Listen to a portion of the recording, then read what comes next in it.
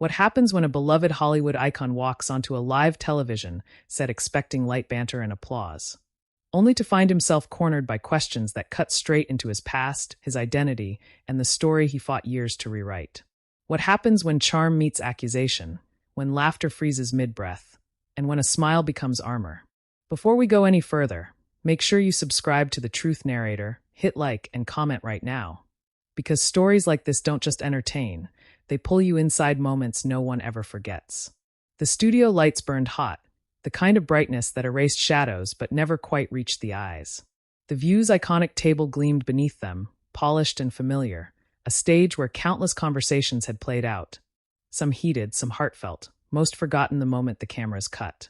But this morning felt different. There was a hum in the air, subtle but unmistakable, like the seconds before a storm breaks. The audience sensed it before anyone said a word. Even the producers behind the glass leaned forward, their headsets buzzing with quiet anticipation. Robert Downey Jr. stepped out from backstage with the ease of a man who had lived his life in front of cameras. His walk was relaxed, almost playful, a half-smile tugging at his lips as the applause swelled. This was a man who had survived the kind of downfall most never return from, who had rebuilt himself piece by piece in public view. To millions, he wasn't just an actor. He was proof that redemption was possible. He waved, nodded, cracked a quick joke as he took his seat. The audience laughed, relieved, comforted by the familiar rhythm of celebrity charm. Across the table, Joy Behar watched him closely. Joy had been on television long enough to recognize performance when she saw it. Not just acting, but the performance of confidence, of control. Her expression was friendly, yes, but her eyes held something sharper. She adjusted the papers in front of her, not because she needed them, but because she needed a moment. The conversation had been planned, of course. Promoting a new project, reflecting on a long career, maybe touching lightly on the past. But live television had a way of slipping its leash. The introductions wrapped smoothly, laughter bouncing between the hosts. For a few minutes, it was exactly what everyone expected.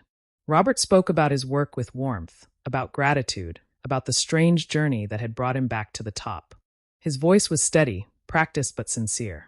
The audience nodded along, some smiling, some misty-eyed. This was the comeback story they loved. Then Joy leaned in. "So, Robert," she said, her tone casual, almost conversational, "you're often held up as this symbol of redemption in Hollywood." He nodded. "I've heard that, yeah." She tilted her head slightly. "But do you ever feel like the industry and the audience were too quick to forgive you?" The room shifted. It wasn't dramatic. Not yet. No gasps, no raised voices. Just a subtle tightening, like a hand closing slowly into a fist. Robert's smile didn't disappear, but it changed. It became smaller, more deliberate. He glanced briefly toward the audience, then back to Joy. "I think forgiveness is a personal thing," he said carefully. "People choose how they see you." Joy didn't look away. "Sure," she replied. "But you were given second chances that others, especially people without your fame or privilege, never get." A murmur rippled through the audience. Some nodded. Others shifted uncomfortably in their seats. The camera cut to Whoopi Goldberg, who raised an eyebrow but stayed silent, sensing the turn. Robert leaned back slightly, crossing his hands. Inside, something stirred, old memories, old headlines, mugshots he thought he'd buried. He had answered versions of this question before, but something about Joy's tone made this different. Less curious, more challenging. "I'm not here to argue that I deserved anything," he said. "I worked for my recovery. I took responsibility." Joy's lips pressed together in a thin smile. "But responsibility after the fact doesn't erase the harm done along the way, does it?" The words hung there, suspended. The audience fell quiet. You could hear the faint hum of the lights, the shuffle of cue cards. Robert's jaw tightened almost imperceptibly. He inhaled, slow and controlled, the way someone does when they're counting to 10 without wanting anyone to notice. "No," he said. "It doesn't."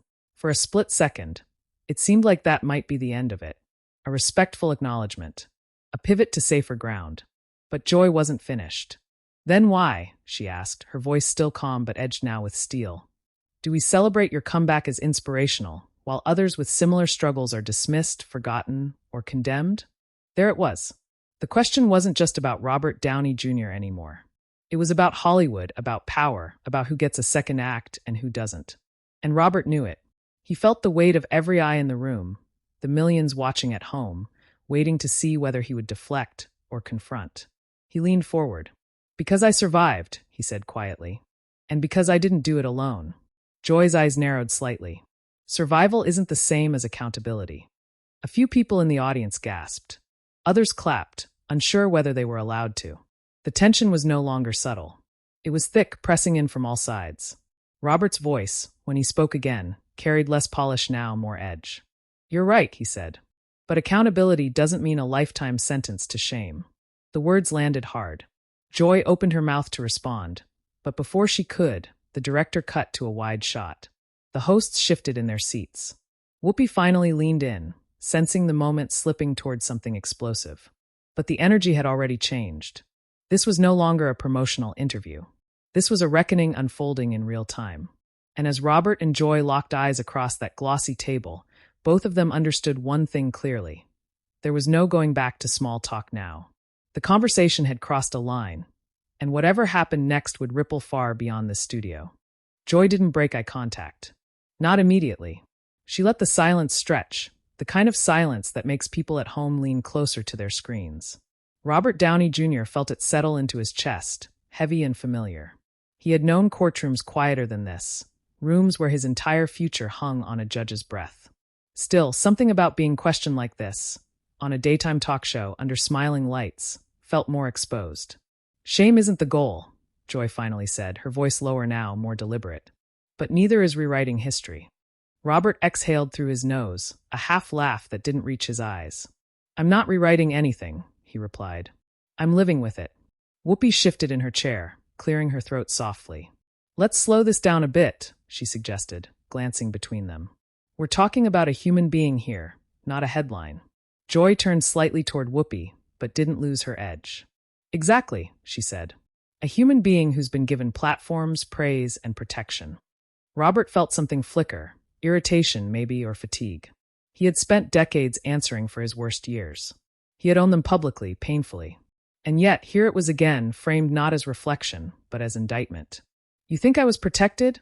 He asked, leaning forward again. His voice wasn't loud, but it carried. I was arrested on live news. I was fired. I was unemployable. I slept in places I wouldn't wish on anyone. A murmur spread through the audience. A woman in the front row shook her head slowly, sympathy written across her face. Another crossed her arms, unconvinced. Joy raised an eyebrow. And yet, she said, you're sitting here now, one of the highest paid actors in the world. Yes, Robert shot back. Because I didn't stop trying to get better. Joy's lips parted slightly. Many people try, she said. They don't all get Iron Man. That landed like a slap. Robert froze for half a second, the name echoing louder in his head than it had in years. Iron Man. The role that saved him. The role that erased, for many, everything that came before. He felt the familiar tightening in his throat, the instinct to deflect with humor clawing its way up. He resisted it.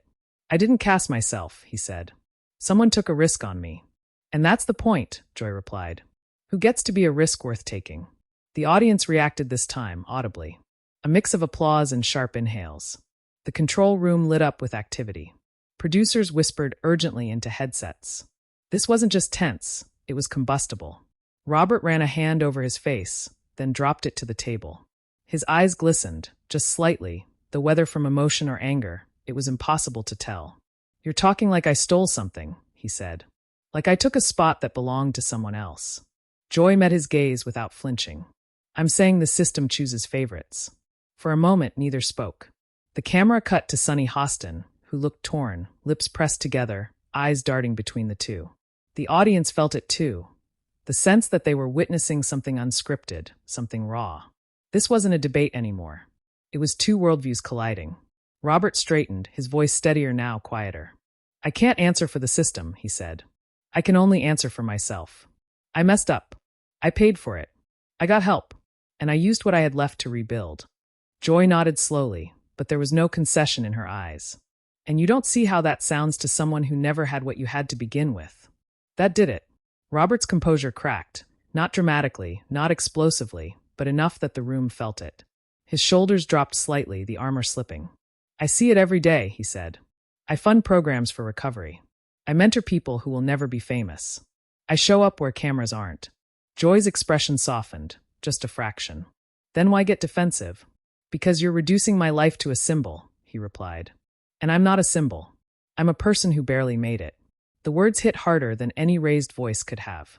The audience went silent again, this time not from shock, but from something closer to reverence. A few people nodded slowly. Someone sniffed back tears. Whoopi leaned in again. This, she said gently, is why these conversations matter. Because they're messy. Joy inhaled deeply, then exhaled.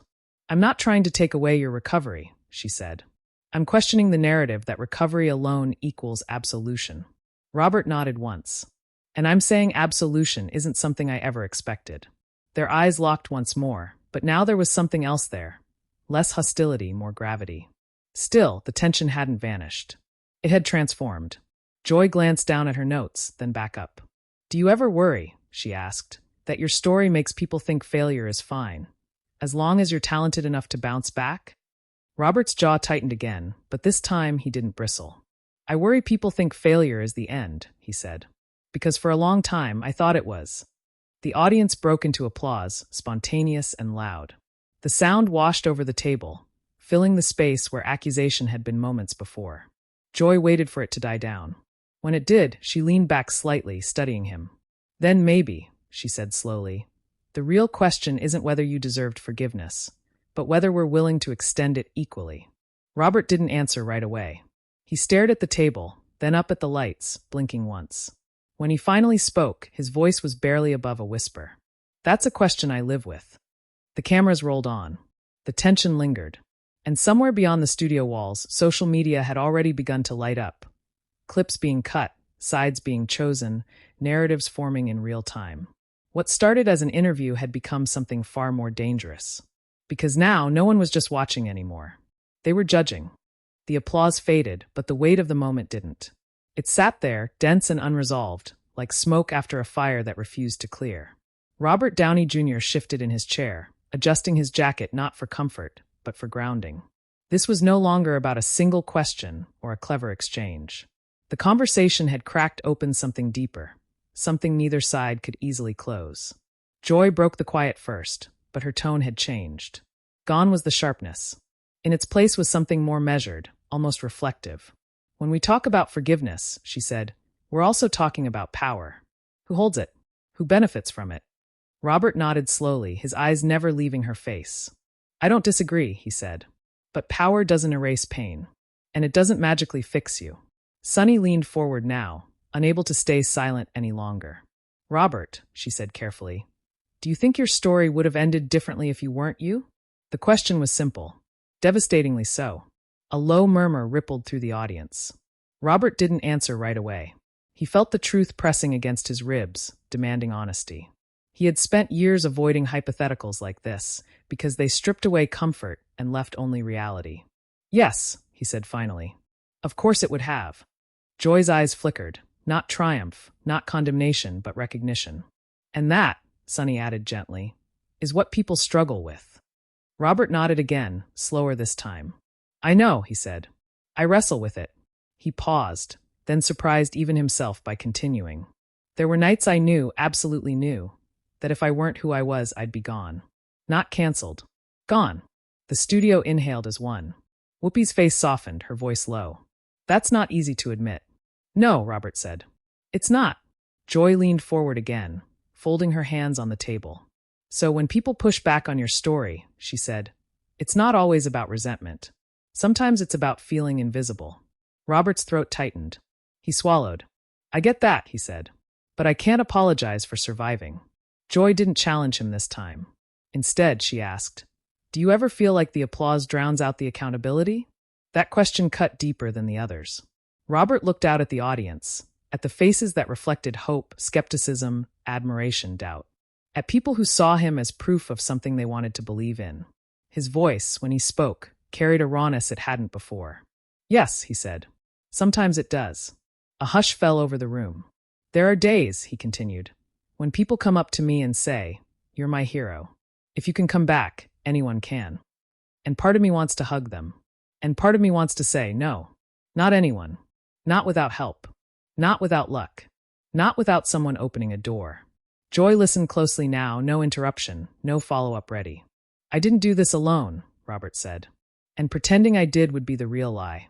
The audience erupted into applause again, longer this time louder. Not celebratory, but affirming. Joy waited until it settled. That honesty, she said, is what people rarely hear. Robert let out a breath he didn't realize he'd been holding. Because it's not marketable, he said. Redemption sells better when it looks simple. Joy smiled faintly. Simple stories are comforting. They're also dangerous, Robert replied. That landed hard. Sunny glanced toward the camera, knowing this clip would live far beyond this broadcast. Do you think, she asked, that Hollywood needs to stop using redemption arcs as branding? Robert didn't hesitate. Yes. Joy raised her eyebrows. Even when it benefits you? Especially then, he said. The audience reacted immediately, claps, nods, a few stunned laughs. Joy tilted her head, studying him in a way that felt less like interrogation and more like reassessment. You know, she said slowly, a lot of people expected you to come in here defensive. Polished. Untouchable. Robert smiled sadly. I was defensive, he admitted. At first. What changed? Joy asked. Robert glanced down, then back up. I realized I wasn't being attacked, he said. I was being asked to see past my own ending. The words lingered. Whoopi leaned back, shaking her head slightly. That's a hell of a sentence, she murmured. Joy let out a quiet laugh, then sobered. But let me ask you something difficult, she said. Do you think public forgiveness sometimes comes too cheaply for men like you? There it was again, sharp, unavoidable. Robert didn't flinch this time. Yes, he said. And I think private consequences last longer than people realize. Joy's eyes narrowed slightly. Explain that. He leaned forward, forearms resting on the table. You carry it, he said. Every room you walk into. Every role you're offered. Every time someone says your name with hope instead of caution. You carry the knowledge that it could all vanish again. Joy watched him closely. Fear isn't punishment, she said. No, Robert agreed. But it's a reminder. The studio fell quiet once more, but this time the silence felt different. Less confrontational. More contemplative. Joy nodded slowly. Maybe, she said, what unsettles people isn't that you were forgiven, but that the system learned nothing. Robert didn't respond immediately. When he did, his voice was steady, resigned. That's not something one person can fix. But you benefit from it, Joy pressed. Yes, he said. And that's the contradiction I live inside. The audience murmured again, but softer now. The tension had evolved, from battle to reckoning. And yet, everyone could feel it. This wasn't over. Because somewhere beneath the calm, beneath the mutual respect forming in real time, there was still a question unanswered. And Joy was about to ask it. Joy held the moment longer than anyone expected. The studio lights hummed. Cameras stayed locked in. Even the audience seemed afraid to breathe, as if any sound might shatter whatever fragile truth had just surfaced. This was no longer television in the usual sense. It felt like a public confession unfolding without a script. Then let me ask you the last question, Joy said quietly. Not as a host, not as a critic, but as someone watching this culture shape itself in real time. Robert met her gaze. He didn't nod. He didn't smile. He simply waited. When the cameras turn off, she continued, what do you think you still owe? The question didn't accuse. It didn't provoke. It invited. Robert leaned back, staring up at the lights as if the answer might be written there. His chest rose and fell slowly. When he spoke, his voice was lower than it had been all morning. I owe honesty, he said, even when it costs me applause. A ripple moved through the audience, soft, almost reverent. I owe silence, he continued, when it's time for other voices to be heard. And I owe action when words stop being enough. Joy's eyes glistened, just barely. Do you think you've done enough? Robert shook his head. No, he said simply. And I hope I never convince myself that I have. The audience broke into applause, not explosive, not wild, but sustained and heavy with meaning. Some stood. Others wiped their eyes. The control room, watching numbers spike in real time, knew instantly this segment would live forever online. Whoopi exhaled, nodding slowly. That, she said, might be the most honest answer we've heard at this table in a long time. Joy looked at Robert for a long beat, then smiled, small, genuine. Thank you for staying in the conversation, she said. Thank you for not letting me escape it, Robert replied. The cameras pulled back. The segment ended. But the moment didn't. Within minutes, clips flooded social media. Headlines fractured the exchange into sound bites. Some hailed Robert Downey Jr. as humble, accountable, transformed. Others accused him of benefiting from a system still unwilling to change. Joy Behar trended worldwide. Praised by some for asking what others wouldn't, criticized by others for pushing too far. Hashtags split the internet down the middle. This is what accountability looks like. He still gets away with everything. Joy said what needed to be said. RDJ handled that with grace. Why do men always get redemption arcs? The comments sections became battlegrounds. Longtime fans defended Robert fiercely, sharing stories of how his comeback inspired them to seek help, to survive another day. Critics countered with names of artists, workers, and ordinary people who never got a second chance, never got a platform, never got a comeback tour. Media analysts replayed the clip frame by frame. Body language experts dissected every pause, every breath. Some called it a turning point for daytime television. Others dismissed it as performative honesty. But something undeniable had happened. A conversation usually buried under applause had been dragged into the light. Robert released a short statement that evening. No PR polish. No self-praise. Just a single line. Accountability doesn't end when the audience stops clapping. Joy, for her part, opened the next day's show by standing by the exchange. Discomfort, she said, looking straight into the camera, is often the price of truth. The View saw a ratings surge. More importantly, it saw letters, thousands of them, from people in recovery, from people still struggling, from people who felt seen for the first time, and from people who felt angry, unheard, and tired of selective forgiveness. The debate didn't resolve itself. It widened, and maybe that was the point, because what changed that day wasn't Robert Downey Jr.'s legacy or Joy Behar's reputation. What changed was the audience. People stopped watching passively. They started questioning the stories they were sold, the clean arcs, the happy endings, the idea that redemption was something you earned once and kept forever. Now the question belongs to you. Was Robert right? Was Joy? Or is the truth somewhere uncomfortably in between? Drop your opinion in the comments. I want to hear what you think. And if you want more explosive cinematic stories that pull back the curtain on moments like this, make sure you subscribe to The Truth Narrator. Because the real story doesn't end when the camera's cut. It begins when we start asking better questions.